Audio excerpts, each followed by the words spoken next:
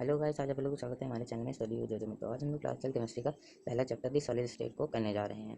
तो फिर इस चैप्टर का पार्ट 3 है। पिछले लेक्चर में हम लोगों ने क्लासिफिकेशन ऑफ क्रिस्टलाइन सॉलिड को पढ़ा था। तो आज हम लोग 1.4 क्रिस्टल लैटिस एंड यूनिसेल को पढ़ते हैं। तो फिर चलिए शुरू करते हैं। तो आप लोगों ने कभी नोटिस किया होगा कि जब हम लोग टाइल्स को लगवाते हैं फ्लोर के ऊपर, तब उनके अंदर एक तरह का रिपीटेड पैटर्न जनरेट होता है। और जब सभी टाइल्स सेट हो जाती हैं फ्लोर के ऊपर, तब हम लोग क्या करते हैं, एक पॉइंट मार्क करते हैं सभी टाइल्सों के ऊपर एक जगह पे, जैसे कि सेंटर पर। और फिर जब हम लोग देखते हैं उस मार्क पोर्शन को बिना टाइल्सों को देखे हुए, तब हम लोगों को एक तरह का सेट ऑफ पॉइंट दिखाई देता है। और ये जो सेट ऑफ पॉइंट होता है, इसको हम स्कैफोल्डिंग कहते हैं। स्कैफोल्डिंग मतलब क्या होता है, एक ढांचा मान लीजिए। अब इसी के ऊपर हम लोग एक तरह का पैटर्न डेवलप करते हैं टाइल्सों को रखकर। और ये जो स्कैफोल्डिंग होता है, इसको स्पेस लैटिस भी कहा जाता है, जिसके ऊपर हम लोग 2 डायमेंशनल पैटर्न डेवलप करते हैं स्ट्रक्चर यूनिट्स को रखकर, जो कि सेट ऑफ पॉइंट से बना हुआ होता है। जैसे कि पहले हम लोगों ने टाइल्स को रखा था। अब ये जो स्ट्रक्चर यूनिट होता है, इनको हम लोग बेसिस कहते हैं या फिर मोटिव कहते हैं। और जब हम लोग मोटिव को ये स्पेस लैटिस के ऊपर रखते हैं, तब एक तरह का पैटर्न जनरेट होता है। इसी तरह क्रिस्टल में जब मोटिव होते हैं, वो मॉलिक्यूल्स होते हैं, एटम होते हैं, आयंस होते हैं। और ये जो स्पेस लैटिस होती हैं, इनको हम लोग क्रिस्टल लैटिस भी कहते हैं। जो क्रिस्टल लैटिस होती हैं, वो एक तरह का पैटर्न होता है पॉइंट का, जो कि रिप्रेजेंट करता है मोटिव्स की लोकेशन में। और दूसरे भाषा में हम लोग कह सकते हैं, जो स्पेस लैटिस होता है, वो पूरे क्रिस्टल का एक स्केलेटन होता है, ढांचा होता है। और जब हम लोग मोटिव को एक तरह से स्पेस लैटिस के पॉइंट्स के ऊपर रखते हैं, तब हम लोगों को क्रिस्टल स्ट्रक्चर मिलता है। लोगों को क्रिस्टल स्ट्रक्चर मिलता है, जैसे कि फिगर 1.5 में दिखाया गया है। ये मोटिव दिया गया है, ए जो दिया गया है, ए ए मोटिव का स्ट्रक्चर दिया गया है क्रिस्टल के। और बी स्पेस लैटिस दिया गया है, 2 डायमेंशनल होती हैं। और फिर बाद में जब ये जो पॉइंट्स दिए गए हैं, उन पर मोटिव को एक तरह से रखा जाता है, तो फिर एक हाइपोथेटिकल 2 डायमेंशनल क्रिस्टल का स्ट्रक्चर बन जाता है।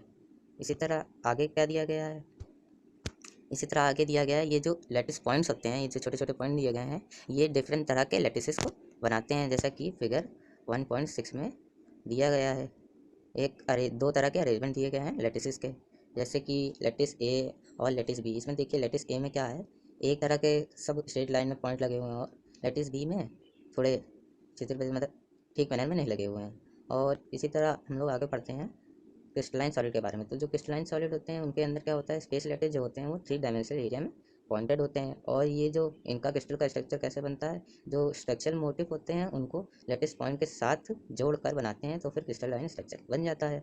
और ये जो ईच बेसिक और मोटिव होते हैं, उन सभी के सेम तरह के स्ट्रक्चर होते हैं और इस सेम स्पेशल ओरिएंटेशन होता है। मतलब एक तरह की उनकी बनावट होती है, जैसे कि सभी क्रिस्टल्स के अंदर भी होती है।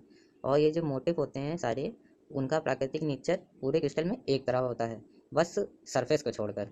और ये जो क्रिस्टल लैटिस होते हैं, इनकी कुछ कैरेक्टरिस्टिक दी गई हैं, जैसे कि जो सभी पॉइंट्स होते हैं, ये इनको हम लोग लैटिस के अंदर इनको हम लोग लैटिस पॉइंट कहते हैं या फिर लैटिस शीट्स कहते हैं। और ये जो पॉइंट्स होते हैं क्रिस्टल लैटिस के, वो एक कंस्टेंट पार्टिकल को रिप्रेजेंट करते हैं, जैसे कि वो शायद एटम हो सकता है, मॉलिक्यूल हो सकता है, और ग्रुप ऑफ एटम और आयंस भी हो सकता है। अब इसी तरह आगे बढ़ते हैं, तो आगे क्या दिया गया है, लैटिस पॉइंट जो होते हैं, वो स्ट्रेट लाइन में होते हैं, जिससे जो लैटिस की ज्योमेट्री अच्छी तरह से उभर के आ सके। अब हमें जो क्रिस्टल के बारे में, हम लोगों को अगर क्रिस्टल के बारे में जानना हो, तो हम लोगों को एक छोटा सा पार्ट चाहिए रहता है स्पेस लैटिस का, क्रिस्टल का, जिससे हम लोग पूरे क्रिस्टल को अच्छे से समझ सकें। तो फिर ये जो स्मॉल पार्ट होता है, इसको हम लोग यूनिट सेल भी कहते हैं। और ये यूनिट सेल हम लोग को कई तरह से निकाल सकते हैं।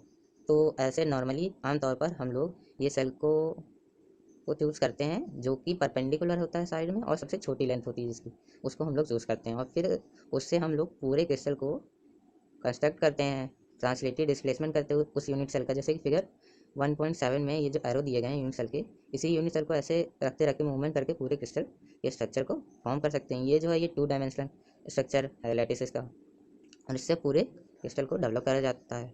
और ये जो यूनिट सेल होते हैं, वो एक फिक्स शेप्स के होते हैं, जो पूरे लैटिस को बिना गैप छोड़े हुए फिल कर देते हैं सेल्स को।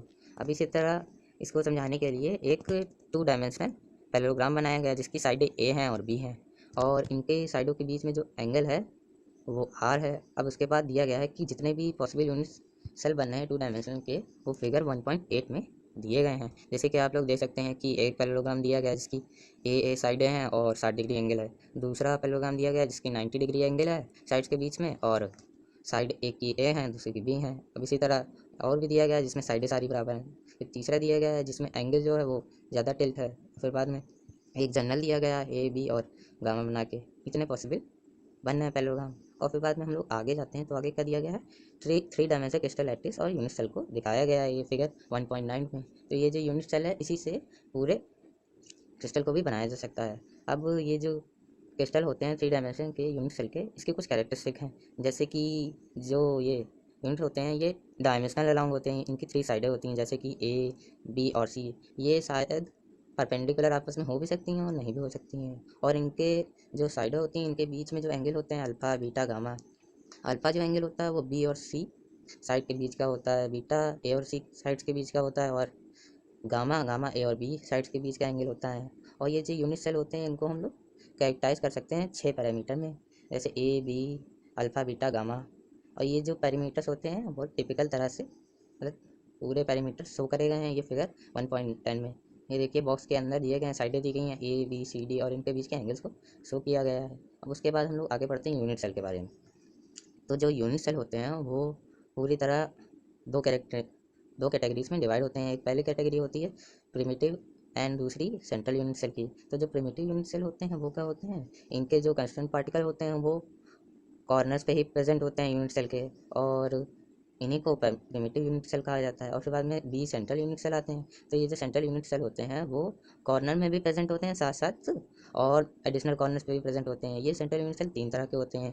पहला होता है body centred unit cell. Body centred unit cell में क्या होता है, जो यूनिट सेल होता है उसके कंस्टेंट पार्टिकल बिल्कुल बॉडी के सेंटर में मतलब बीच में प्रेजेंट होते हैं और कॉर्नर्स में प्रेजेंट होते हैं। और फेस सेंटर यूनिट सेल में क्या होता है, इस यूनिट सेल में जो कंस्टेंट पार्टिकल होते हैं वो फेसेस की सेंटर पे भी प्रेजेंट होते हैं, साथ साथ सभी कॉर्नर्स पे भी प्रेजेंट होते हैं। अब उसके बाद आता है तीसरा एंड सेंटर्ड। एंड सेंटर्ड में क्या होता है, इस यूनिट सेल में जो कंस्टेंट पार्टिकल होते हैं वो दो अपोजिट फेसेस के बीच में प्रेजेंट होते हैं कॉर्नर्स के।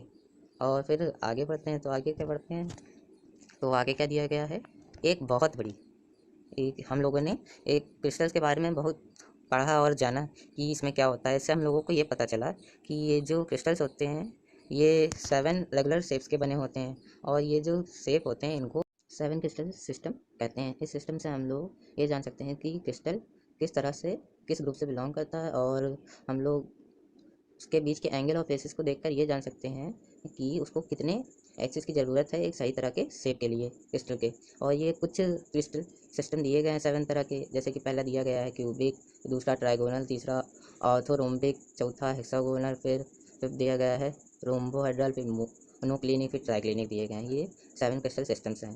इसी के आगे बढ़ते हैं तो आगे एक फ्रेंच मैथमेटिशियन थे ब्रावेज, जिन्होंने शो करा था कि only 14 possible three dimensional lattice form हो सकती हैं, जिनको हम लोग ब्राविस लैटिस कहते हैं। और ये जो यूनिट सेल होते हैं लैटिसेस के वो आगे के बॉक्स में इस बॉक्स में दिए गए हैं, और इसकी कैरेक्टरिस्टिक दी गई हैं प्रिमिटिव और सेंट्रल यूनिट सेल किसी टेबल के अंदर। तो फिर चलिए इस टेबल को हम लोग देखते हैं। तो टेबल में क्या कहा गया, पहला दिया गया है क्रिस्टल सिस्टम। तो पहला क्या है क्यूबिक। तो इसमें जो वेरिएशन होते हैं प्रिमिटिव होता है, बॉडी सेंटर्ड होता है, फेस सेंटर्ड होता है। और ये क्यूबिक यूनिट सेल की जो एडेज होती हैं वो सभी इक्वल होती हैं, और इनके बीच में जो एंगल होता है वो 90 डिग्री होता है। इसका एग्जांपल क्रिस्टल ले सकते हैं, NaCl ले सकते हैं, जिंक ब्लेंड ले सकते हैं और कॉपर ले सकते हैं।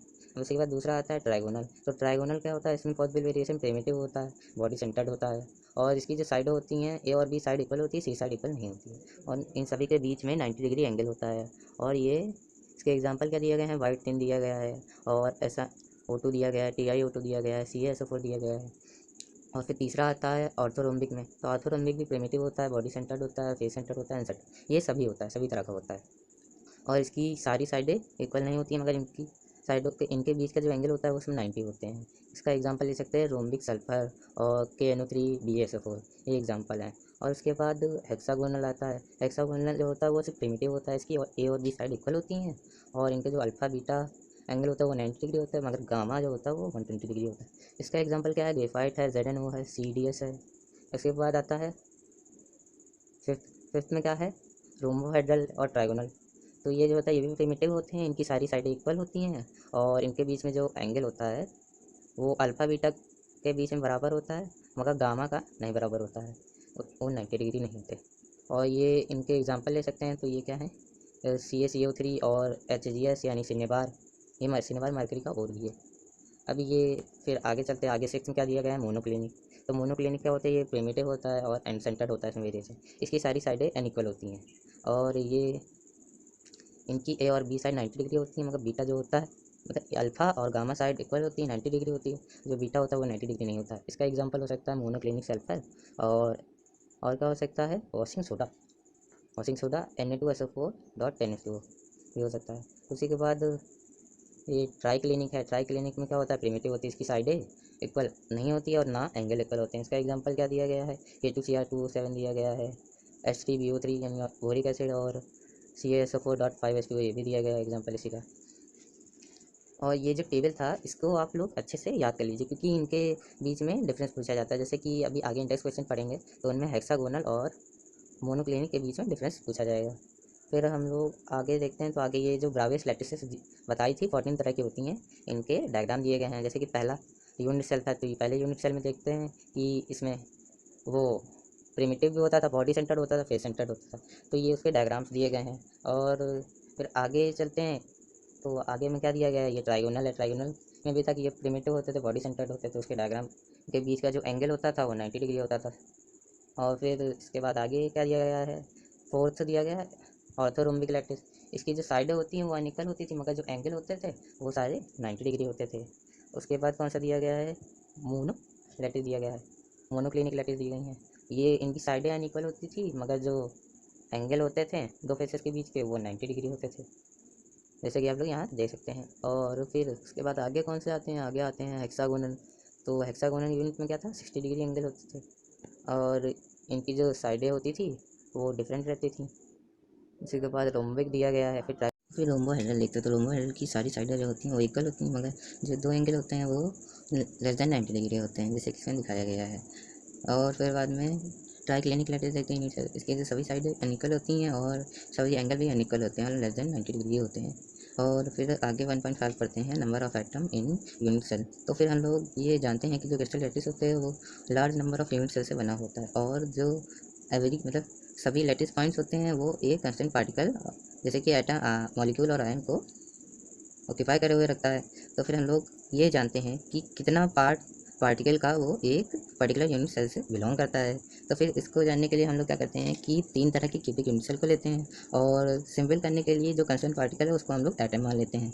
और फिर बाद में हम लोग पढ़ते हैं पहला तो प्रिमिटिव क्यूबिक यूनिट सेल। तो प्रिमिटिव क्यूबिक यूनिट सेल कौन से होते हैं, जिसके एटम जो होते हैं वो बिल्कुल कॉर्नर पर प्रेजेंट होते हैं और जो सभी एटम होते हैं कॉर्नर के वो 8 अदर यूनिट सेल के साथ शेयर हुए रहते हैं, जैसे कि फिगर 1.12 में दिया गया है। 4 यूनिट सेल एक लेयर में शेयर हैं और 4 यूनिट सेल अपर लेयर में शेयर हैं। इससे हम लोगों को ये पता चलता है कि 1/8 एटम जो होता है वो एक पर्टिकुलर यूनिट सेल के लिए ऑक्यूपाई होता है।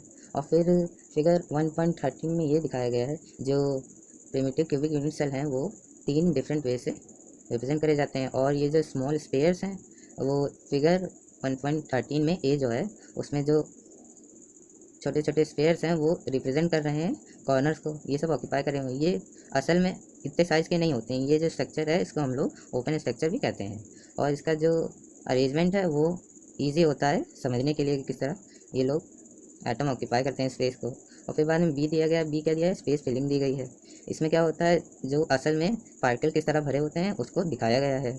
और फिर बाद में सी में क्या दिखाया गया है, सी में दिखाया गया है कि एक यूनिट सेल के अंदर किस तरह एटम्स भरे हुए होते हैं।